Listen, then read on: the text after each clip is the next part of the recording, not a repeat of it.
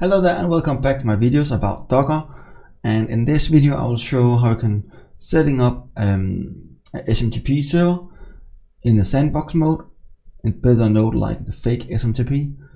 And the reason why you do this is because when you're creating the user login, newsletter, something like that, when you need to respond by emails, you have two choices. The first one is sending out in a real SMTP server. If you do that, then you have the chance to spamming your customers if you do something wrong, and that would be very bad. The second one is creating the code and not testing your code and then hope everything is okay, and that's part is a bad choice too. So that's why I have searched a lot, because I have the same reason. So I'm searching a lot about how I can build a sandbox SMTP on a Docker container, because then you're getting the SMTP directly inside. And here is the setting. So let's type the Docker compose file. We'll have the version. It's a 3.7. That's my version. And then we have the service, and we can call it fake SMTP. Just let's calling this.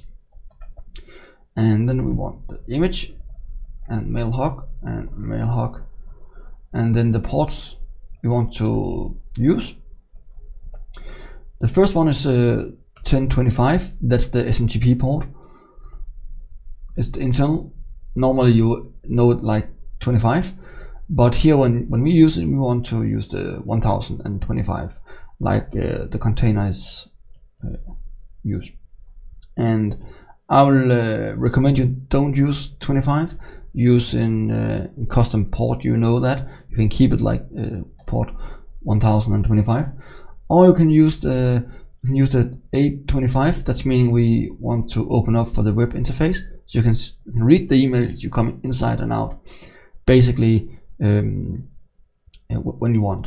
So that's basically the image. So let's going back for the Docker here, for the terminal here, and on Docker compose up, and when it's spinning it up, it's taking a little bit, and then we are up, and it should be ready to testing in the web browser. So let's go for the web browser.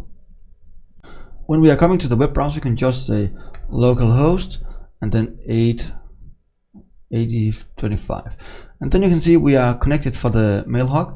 And if you use this in an SMTP server, you can basically just sending mails in, and then you can read it instantly.